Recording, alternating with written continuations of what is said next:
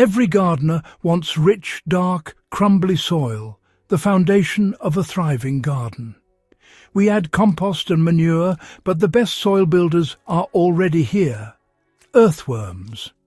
These humble creatures aerate the soil, improve drainage, and recycle decaying matter into nutrient-rich castings.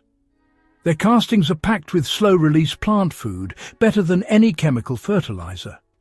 More worms mean healthier soil and stronger plants. The secret? Lay cardboard on your soil. It's a feast and a safe haven for worms. This simple method is cheaper, easier, and far more effective than buying worms. Let's see how to do it. Buying worms rarely works. They need the right environment to thrive. Instead, focus on making your garden irresistible to local worms. Cardboard is the key.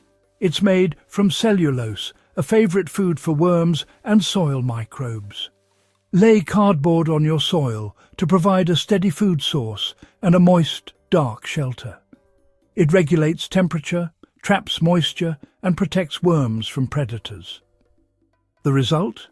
Worms flock to your garden, multiplying naturally. You're not just feeding them, you're giving them a home. This method works better than any quick fix. Build the habitat, and the worms will come. Next, let's see how to set it up. Setting up your worm-friendly garden is easy. Gather plain brown cardboard. No glossy coatings or coloured inks. Remove all plastic tape and labels. Soak the cardboard to make it pliable and start decomposition.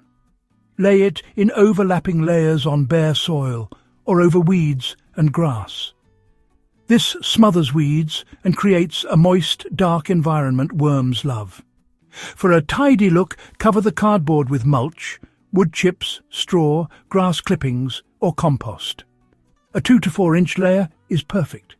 The mulch holds moisture, keeps the cardboard in place, and adds more organic matter. Over time, the cardboard and mulch break down, feeding the soil from above and below. You've now created a perfect worm sanctuary. This method works for new beds, raised beds, or even large containers. It's simple, effective, and transforms your soil. Let's keep your worms happy and multiplying. Once your cardboard and mulch are down, maintenance is simple. Keep the area moist.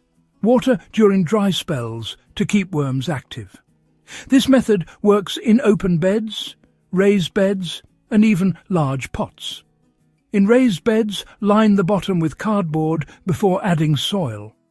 For existing beds, add cardboard and mulch on top. Avoid glossy or waxy cardboard and overlap sheets to block light. Don't skip the mulch. It keeps things tidy and moist. Unlike worm bins, this method is set and forget. Native worms move in, adapt, and improve your soil naturally. Less work, bigger impact, and a healthier garden ecosystem. Let nature do the heavy lifting. Now let's see the transformation over time. Over months, the cardboard disappears, replaced by rich, living soil.